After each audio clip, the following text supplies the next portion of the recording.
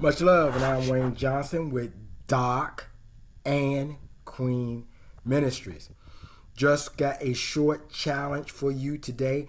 I'm going to come from 3 scripture verses, but I want you to read that whole chapter.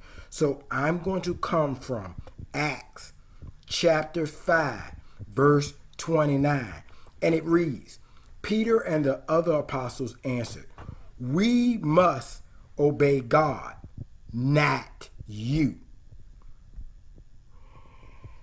And then I'm going to verse 38, and it says, "And so now I tell you, stay away from these men.